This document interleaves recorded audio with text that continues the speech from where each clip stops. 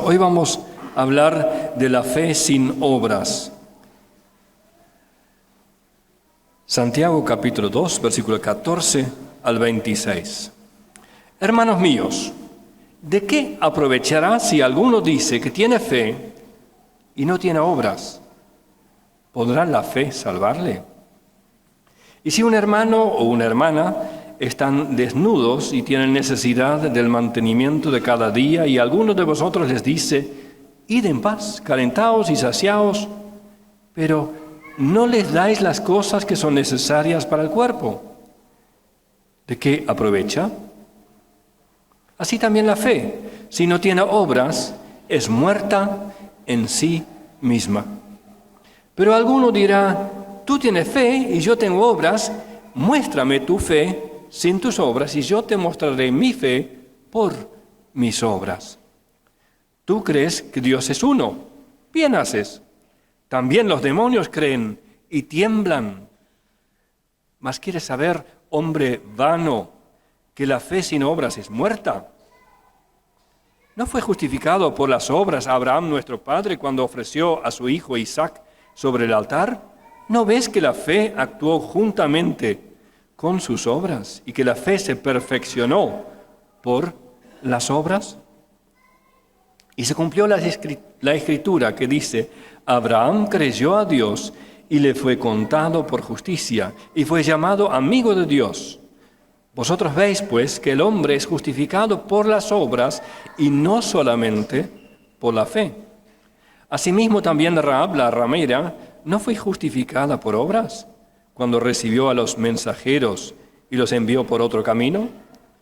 Porque como el cuerpo sin espíritu está muerto, así también la fe sin obras está muerta.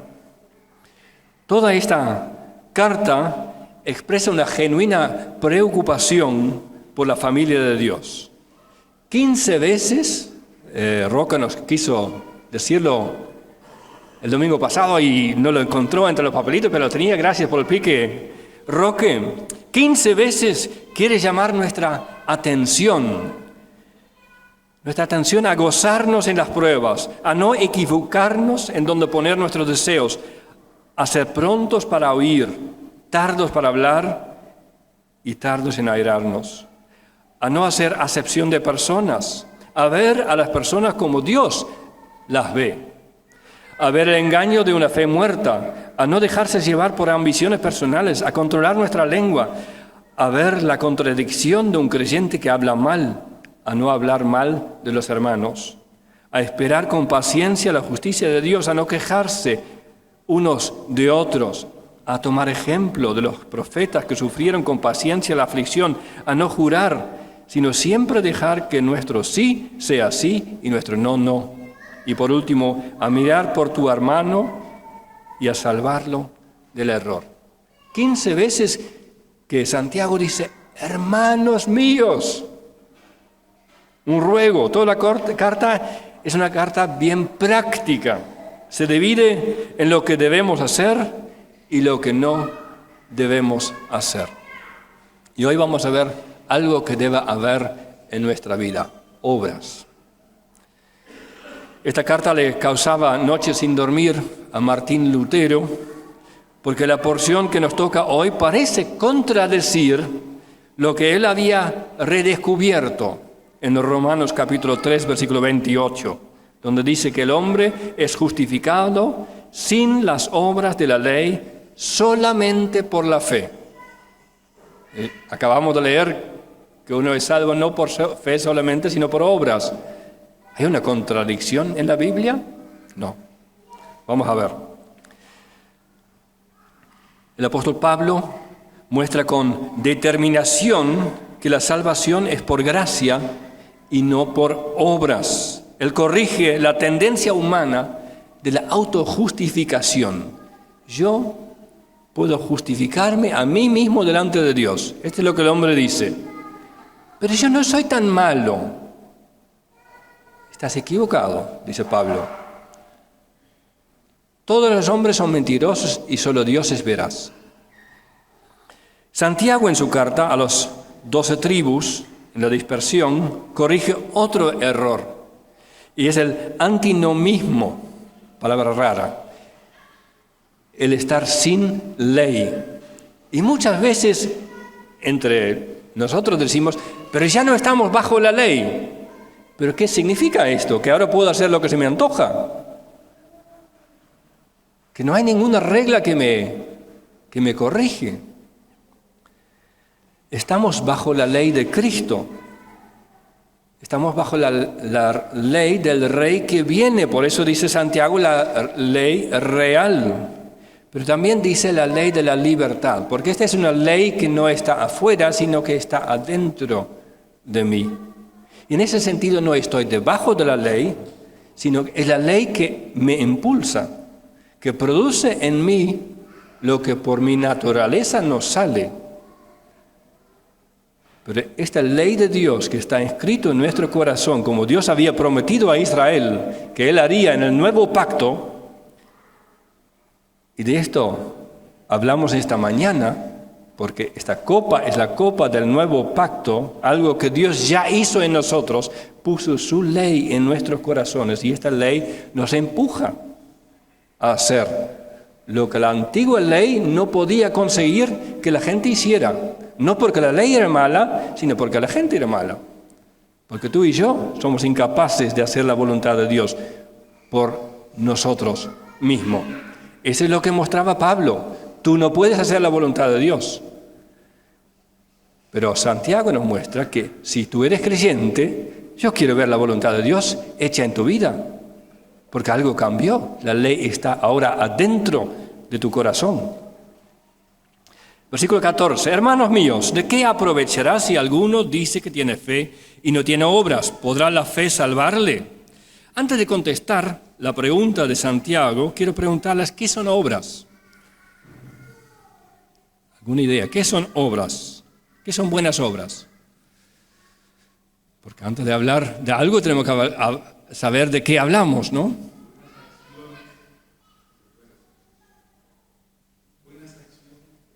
Buenas acciones, muy bien.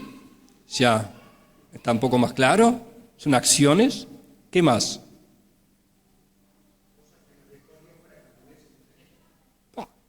Muy bien, Héctor. Son las cosas que Dios preparó de antemano para que nosotros estuviéramos haciéndolos, para que nosotros anduviéramos en estas obras. Hablando de buenas obras, vemos que obras son actos, acciones, hechos, no pensamientos, no ideas ni creencias, sino acciones. De Dorcas, leemos en Hechos capítulo 9, que ella daba limosnas. Ella daba y ella cosía vestidos y túnicas para las viudas y los huérfanos. Era rica en buenas obras. Eran las acciones de Dorcas que la destacaban. Hablando de buenas obras, el Nuevo Testamento usa dos palabras para buenas, con diferentes acepciones. En español es la misma palabra, buenas, pero en el griego son palabras diferentes. Una quiere decir algo que es provechoso y correcto, y la otra quiere decir algo que es bello, hermoso, excelente o digno de elogio. Algo que inspira o motiva a otros a hacer lo que es bueno. Y esto va un poco más allá de hacer lo correcto y lo provechoso. Que lo bueno siempre es correcto y provechoso. Pero puede ser más que esto. Por ejemplo, si ustedes vienen a casa, yo les puedo poner arriba de la mesa un pan casero que es muy rico, y muy sano, y un jugo de fruta, y esto es bueno y provechoso. Pero si aparte de esto pongo un lindo mantel y por los detalles muestro que lo hago con mucho cariño, entonces no solamente es bueno y provechoso, sino también bello y motivador.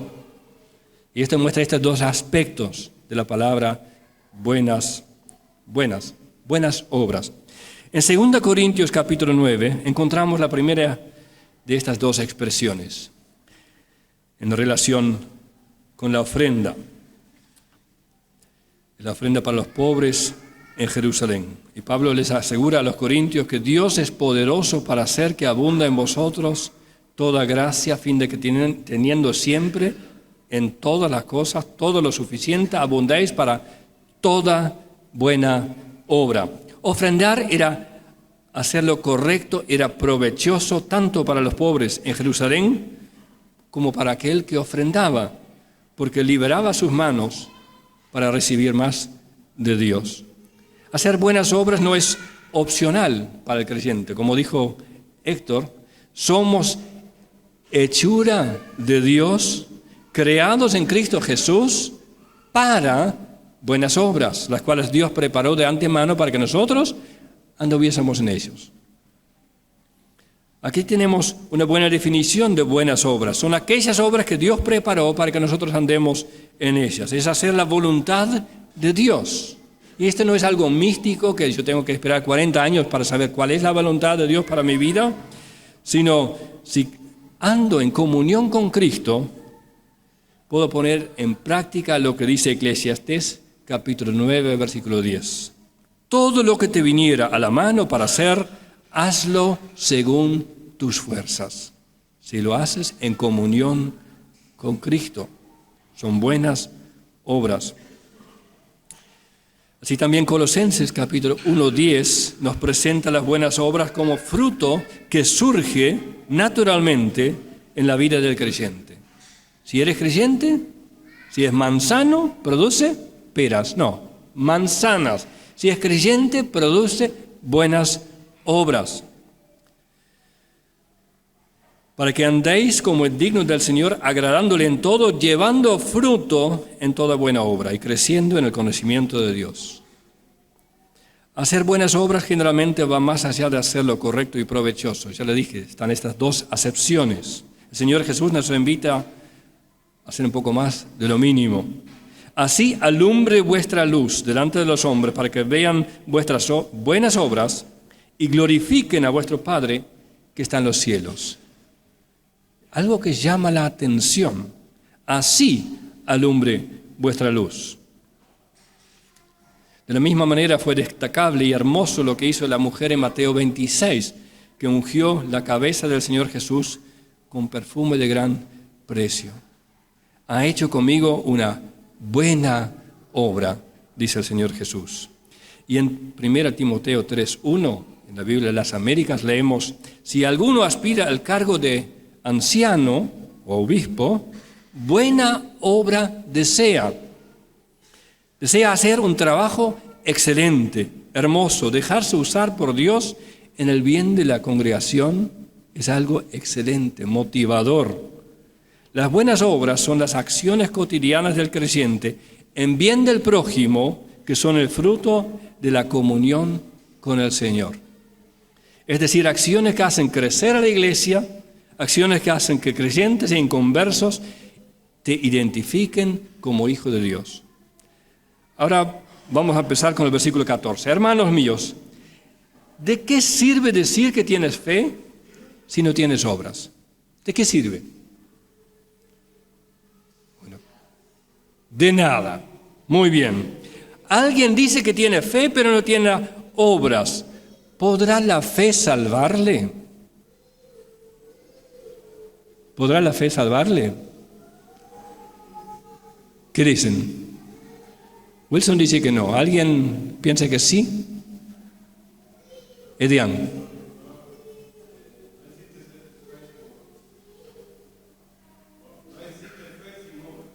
No existe fe sin obras. Pero alguien dice que tiene fe, pero no tiene obras. ¿Puede esta fe salvarle? Es la pregunta de Santiago. Y esta pregunta tiene una respuesta. Es una pregunta retórica. ¿Cuál es la respuesta? Betty.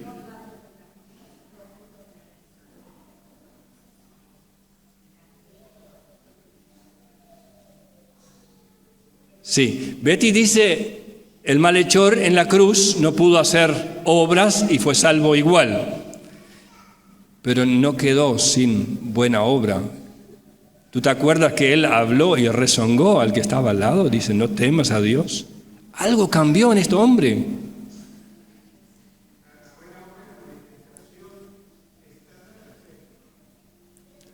Sí, pero no quiero la explicación ahora, quiero que me contesten. ¿Esa fe puede salvarle, sí o no?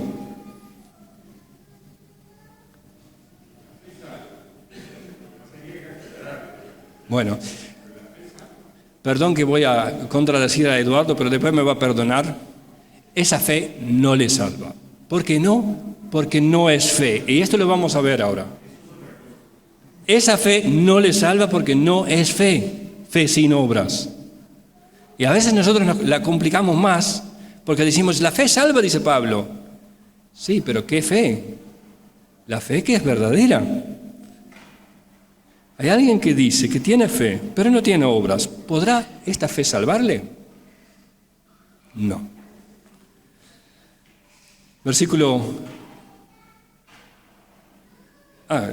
Un ejemplo, de esta fe que no es fe.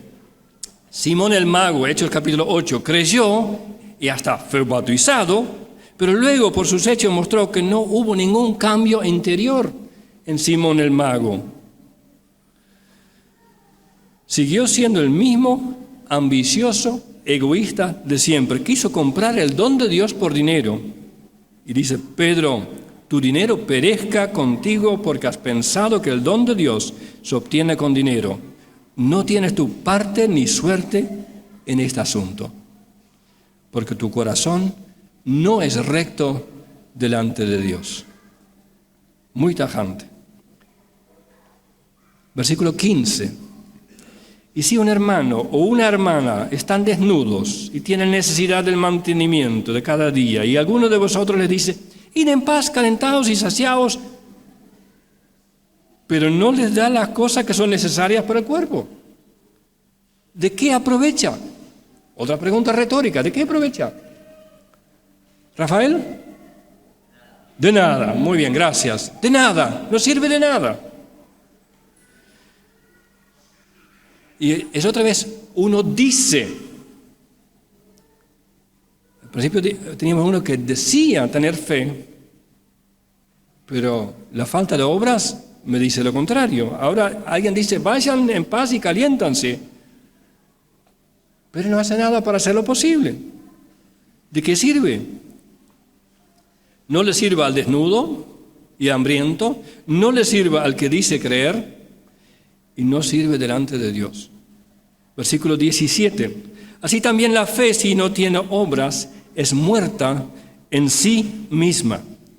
Una planta que produce frutos es una planta viva, no por los frutos, sino porque tiene vida en sí misma. Los frutos son la prueba de que tiene vida. Y si no, preguntan a Eduardo Vázquez, no lo vi hoy, pero está ahí, escondido, detrás de Mauricio. Eduardo te va a poder mostrar cuando poda la vid.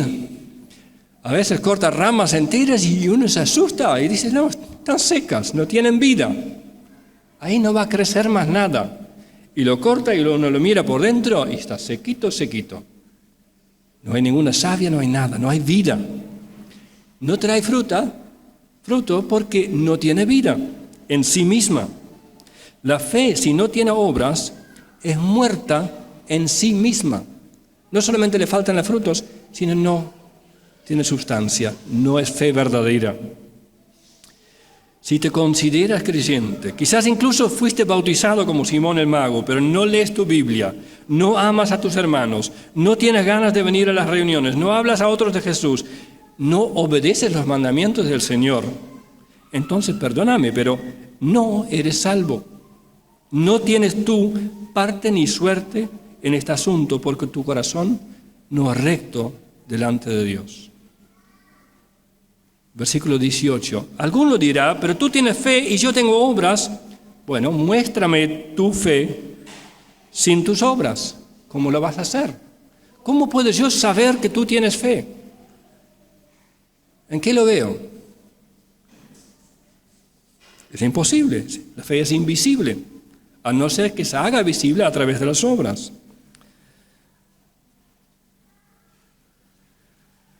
Ok, no lo puedes demostrar, pero tú dices que tienes fe. Versículo 19. Tú crees que Dios es uno. Bien haces. también los demonios creen y tiemblan. Repetir las frases correctas todavía no significa tener fe. Tú dices o que tú crees que Dios es uno. Bien haces. Esta era la confesión de fe del pueblo judío y sigue siéndolo. Lo más importante que el judío tiene que saber es que el Señor, nuestro Dios, uno es. Y dice Santiago, está muy bien, correcto, pero los demonios también lo saben. ¿Sabes qué más creen los demonios o saben los demonios? Mateo 8:29, donde aparecen dos gadarenos endemoniados que le dicen, Jesús, Hijo de Dios, ¿has venido acá para atormentarnos antes de tiempo? Y en Lucas 4:34 hay un endemoniado mismo dentro de la sinagoga y los demonios en él gritan, ¿qué tienes con nosotros, Jesús Nazareno? ¿Has venido para destruirnos? Yo te conozco quién eres, el Santo de Dios. Los demonios saben que Dios es uno, saben de su propio pecado, saben de la santidad de Cristo, saben que Cristo es Dios y que Él llegará a juzgar al mundo en justicia. Y que Él un día los enviará al lago de fuego. ¿Y saben qué? Ellos tiemblan, pero eso no cambia nada en su destino final. Todo esto no les salva. Y saber esto, por el solo saber, tampoco te salva a ti. ¿Quieres saber, hombre vano, versículo 20, que la fe sin obras es muerta? Acá el hombre vano no quiere saber la voluntad de Dios porque no la quiere hacer. Se engaña a sí mismo con una esperanza delusoria que descansa en una fe irreal sin obras. Y por eso dice Santiago, hombre vano, ¿quieres saber que la fe sin obra es muerta? Y nos da dos ejemplos. Uno Abraham, segundo Rahab. ¿No fue justificado por las obras Abraham, nuestro padre, cuando ofreció a su hijo Isaac sobre el altar? ¿No ves que la fe actuó juntamente con sus obras y que la fe se perfeccionó por las obras? Se cumplió la escritura que dice, Abraham creyó a Dios y le fue contado por justicia y fue llamado amigo de Dios. Vosotros veis, pues, que el hombre es justificado por las obras y no solamente por la fe. En Génesis capítulo 22, Dios probó a Abraham para poder demostrar la realidad de su fe. No porque Dios tuviera dudas al respecto. Dios conocía el corazón de Abraham. Dios ya conocía la fe de Abraham. Sino Dios probó a Abraham para demostrar la fe de Abraham delante de los hombres. Nosotros somos justificados judicialmente por Dios, el Padre, Romanos 8:33. Meritoriamente por los méritos de Cristo, Romanos 4:25. Mediadoramente, el medio que Dios usó para vincularnos, por la fe, Romanos 5:1. Y evidentemente por las obras. Se ve el hecho de la realidad de la salvación por las obras que siguen. Judicialmente somos salvos por Dios Padre. Romanos 8:33. ¿Quién acusará a los escogidos de Dios si Dios es el que justifica? Meritoriamente por Cristo. Romanos 4:25. Él fue entregado por nuestras transgresiones y resucitado para nuestra justificación. Y el medio que Dios usó, mediadoramente, por la fe. Justificados, pues, por la fe. Y por la fe solamente. Nosotros no le añadimos nada. Y evidentemente, por las obras. Las obras que son la consecuencia de una vida nueva. Y surge. Como la vid, cuando llega la época, va a dar fruto, tu vida Viene el momento, tiene que dar fruto. Es interesante que Pablo usa los mismos textos para probar que somos salvos por la fe y no por las obras de la ley. Las obras de la ley son obras que yo hago sin Dios para Dios. Yo las hago. Yo me lo gano. Yo cumplo la ley. Las obras de la fe son obras que Dios hace a través de mí. Y estas son las obras que Él quiere ver. Las primeras no me salvan, las segundas muestran que ya soy salvo por fe. Pablo argumenta que Abraham fue salvo cuando creyó, en el capítulo 15 de Génesis, y allí leemos que su fe fue contada por justicia. 40 años más tarde, llegamos a Génesis capítulo 22, y Dios le pide una prueba de su fe, y Él ofrece a su hijo Isaac.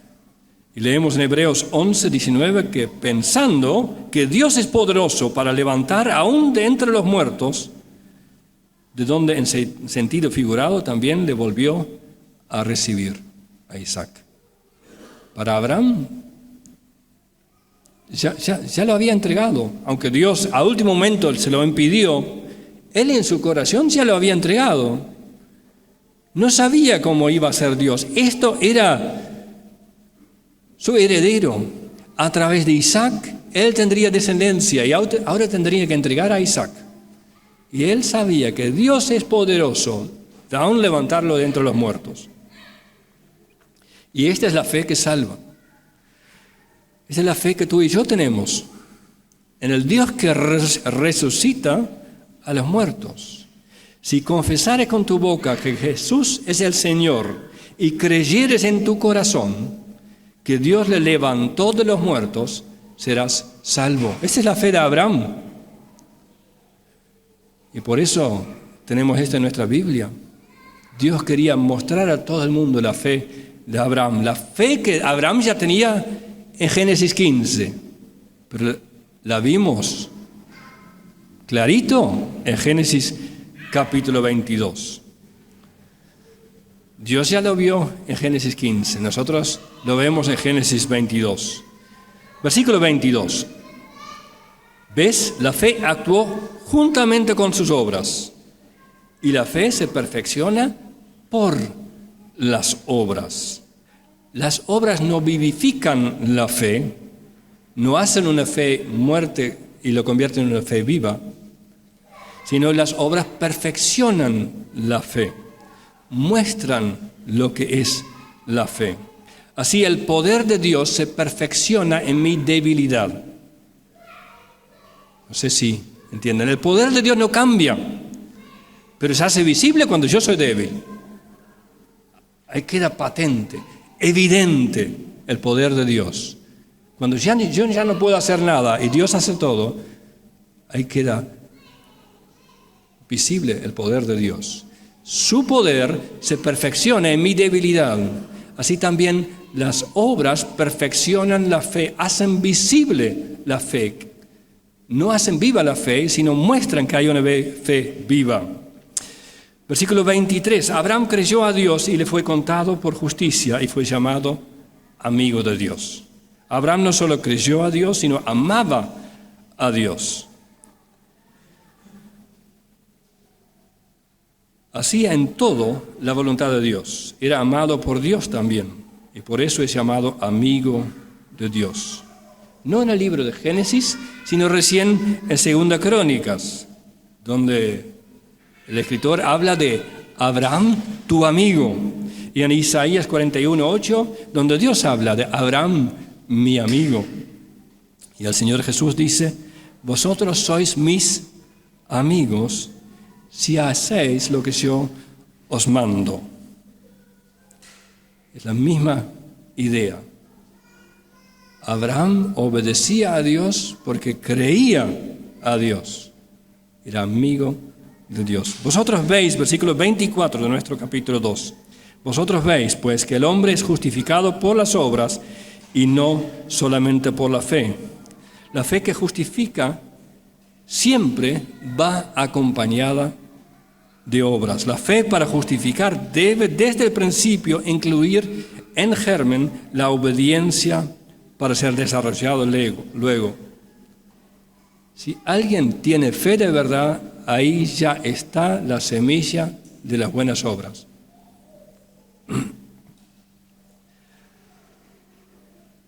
Aunque la fe sola es la base de la justificación, no es por lo que nosotros hayamos hecho que Dios nos justifica. No es tampoco por lo que haremos que Dios nos justifica. Nuestras obras muestran que Dios nos ha justificado por la obra de Cristo. Por eso también dice el apóstol Pablo en Romanos 16, el Evangelio se ha dado a conocer a todas las gentes para que obedezcan la fe. Tenemos esta misma idea. La fe y obras están tan unidas que el que cree obedece a Dios. Va a haber obras en su vida. Vimos cómo el patriarca Abraham fue justificado, pero aquellos lectores judíos podían pensar, y esto es para nosotros porque es nuestro padre Abraham, pero los gentiles también, ¿vale lo mismo? El próximo ejemplo nos muestra que Dios puede salvar hasta el extremo, por su gracia, sin mérito de parte de nosotros. Versículo 25. Asimismo también Rahab la ramera no fue justificada por obras cuando recibió a los mensajeros y los envió por otro camino. Rahab la ramera no era exactamente el ejemplo de una vida piadosa. Era una gentil, miembro de un pueblo que no entraría en la congregación de los santos. Y esta mujer es salva por la fe y se muestra por sus obras. Rahab escuchó lo que Dios, el Dios de Israel, había hecho, secando las aguas del Mar Rojo, y ella dijo a los espías, sé que Jehová os ha dado esta tierra, Jehová vuestro Dios es Dios arriba en los cielos y abajo en la tierra. Y esta fe se perfeccionó en obras. Ella puso su vida o expuso su vida en peligro, escondiendo y ayudando a escapar a estos espías. Y luego fue incluido en la genealogía de nuestro Señor Jesucristo. Qué gracia, ¿verdad? Fe, si es real, se expresa en obras. Fe sin obras es inservible. Vimos el primer versículo. ¿Para qué sirve? ¿De qué aprovecha? De nada. Es inservible. Fe sin obras es inerte, es muerta, es invisible. Yo no lo puedo mostrar si no tengo obras. Es irrelevante. Inflada, hombre vano, e inexistente. Versículo 26. Porque como el cuerpo sin espíritu está muerto, así también la fe sin obras está muerta. La fe sin obras es como un cuerpo muerto. No se mueve, no produce nada, no calienta a nadie. La ausencia de obras, en realidad, muestra la inexistencia de la fe. Y ahí la solución no es patear el cadáver, no es patear el cuerpo sin aliento, no tiene sentido obligarlo a más acción, sino es la conversión. Tiene que convertirse, tiene que creer de verdad, tiene que rendirse a Cristo, obedecer a Cristo. Y luego, y esto vale para todos nosotros, los que somos de Cristo, Filipenses capítulo 2, versículos 12 y 13, y con eso termino. Ocúpense en su salvación con temor y temblor, porque Dios es el que produce en ustedes lo mismo, el querer como el hacer, por su buena voluntad. Y le voy a leer una vez más en la Nueva Traducción Viviente. Esfuércense por demostrar los resultados de su salvación, obedeciendo a Dios con profunda reverencia y temor, pues Dios trabaja en ustedes y les da el deseo y el poder para que hagan lo que a Él le agrada. Que así sea en la vida de cada uno de nosotros. Que el mundo pueda ver frutos en nuestra vida. puede ver el poder de Dios perfeccionarse en nuestra debilidad.